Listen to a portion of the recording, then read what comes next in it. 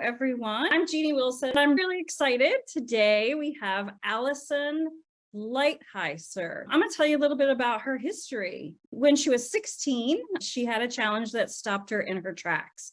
She had seizures, fatigue, organ damage, and paralysis.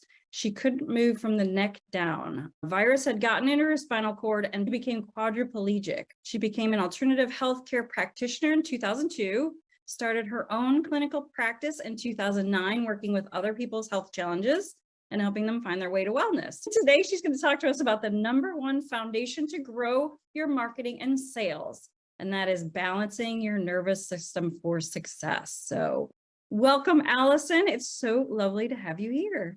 Thank you so much for having me. I'm very excited to be here. I love talking about the nervous system. I think it's really important to have these tools that we can bring into our day-to-day. And if we're centered, if we're coming from a place where our nervous system is balanced, that comes across. Our businesses, they are us. They're an extension of us.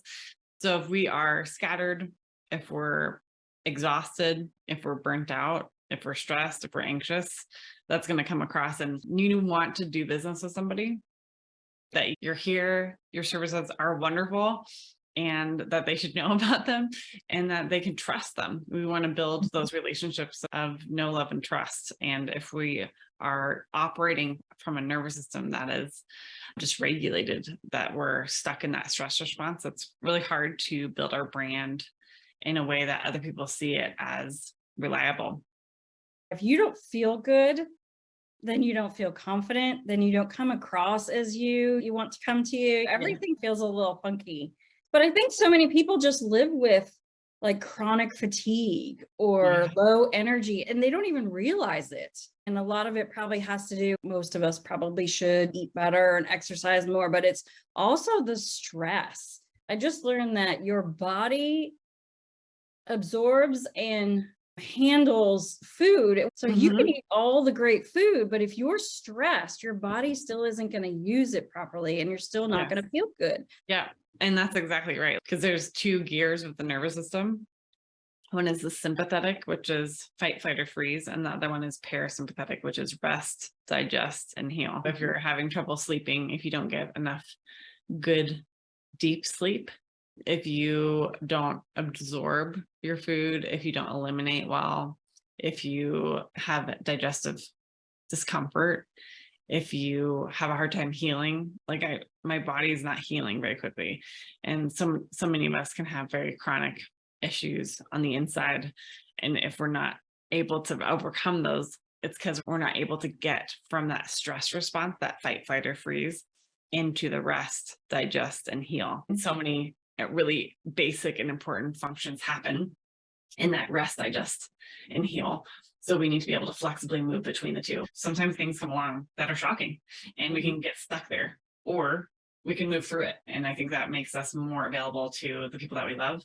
That makes us more available to our clients, more apt to make good choices in our business. I think it's really useful and really applicable to where we're at in our entrepreneurial journey. Because we're all going to have bad things happening, whether it's massive trauma or not quite as massive. And I think that there's a different level of responsibility that we're being called to right now. Like, we need to step up in our own health, and self-care is supposed to bring you back to balance. And you try to train yourself after a while sometimes for a lot of people, and then it just becomes habit. And that's just how I deal with it. Your body and your mind and your soul is so much better if you can do it in a positive, healthy way. Yeah. But you have to make that decision. I must say I'm grateful that there are people like you, that there are discussions about ways to deal with stress and anxiety that are positive, helpful, that aren't masking and hiding. Just to be clear, I'm not above Netflix, but I just don't want that to be our cultural default. Then all of a sudden we wake up and our body has been screaming at us for a long time that we're stressed, and shows up in fatigue or in tight muscles or we don't know how to listen. We don't know how to intervene. A lot of really serious diseases that our bodies are responding to the stress that's washing over it in a chemical way over our cells and over our organs. And after a while, there's damage that happens. We want sustainable businesses that have longevity and that can continue to support us. in the Absolutely. manner in which we'd like to be. I love that. So can you give us some ideas and some things that we can do to help us deal with the stress? Yeah, I can. Yay. So what's cool is that when you train at the level of the nervous system, it is very fast. You get results immediately. So what's really cool is you can see the effect that something has on your nervous system by paying attention to how you're moving and how I call it range of motion. So if you're sitting down watching this, you can just, and you can do it too. So you can just check your neck, because we're going to just get a baseline and see how your neck is moving, and then check your shoulder and see how far up you can lock your elbow. Yep. So you can see how far up you go. Yep. I am a little stiff today. So the one thing that I hear over and over again is anxiety. There's a lot of anxiety that's happening and we don't really know how to deal with it. So what happens in the brain when there's a lot of anxiety is the right frontal lobe, this forehead area is the frontal lobe. And this is part of the brain that has to do with perception and judgment and executive functioning and a lot of functions that we need to be heading up our businesses. This is an important area of the brain for us. But what happens in that scenario, the right side of the frontal lobe becomes overactive when there's anxiety. When they've looked at the brain, this is what's happening. The right frontal lobe is becoming really overactive. And there's ways that you can balance that. And how you want to balance that is stimulate the left side. So this side is overactive. This side, we're going to stimulate it, and we're going to stimulate it by breathing. So we're going to do the breathing, and then we're also going to check our range of motion and see how is our brain interpreting what's happening in this moment right now after we did that. And often your neck will move smoother, or you'll have more range of motion. You'll be able to go further. Or there's another measurement, which isn't range of motion, but it's internal, like our internal sense of well-being. The other cool thing about the brain is that it has two main requirements. One is oxygen and the other is glucose. So we're going to be affecting part of our brain for decreasing anxiety, but we're also going to be slowing our breath down. And that's going to allow more oxygen to get to our brain. Usually brains like that. More fuel, more gas in your engine, and your gas tank can help you run faster, can help you run more smoothly and get more done. So if you want to close your right nostril and breathe in and out through your left nostril, you're going to be stimulating the breath going up into the left. So just gonna breathe. And a lot of times there's the opposite side of the body will affect the opposite side of the brain. But for the frontal lobe, it's the same side. Okay. So breathing through the left, like 5 to 7 breaths will stimulate this left frontal lobe, and that will automatically bring the right frontal lobe down, because this is going to activate, this is going to deactivate. And then after you've done 5 to 7 breaths, go ahead and recheck your range of motion in your neck. Wow. And I didn't even really do it. I just did a couple breaths. That's cool. That was like a lot better for me. Yeah. So what did you experience? Yeah, it was definitely easier for me to move my head. Yeah, unexpectedly. So that's just a little tiny peek into what's happening inside to your brain, to your nervous system, and the brain getting more oxygen and the brain getting information that maybe there's not a threat. If your brain is being more balanced, then it's more safe. Wow. If you're getting more oxygen, you're getting what you need, it's more safe. So that is going to increase your range of motion and is going to increase your ability to be productive, to be in front of a camera and shoot your next piece of content in a way that is coming across from a centered nervous system. You talk about prefrontal cortex, right? I feel like a lot of it has to do with your breath.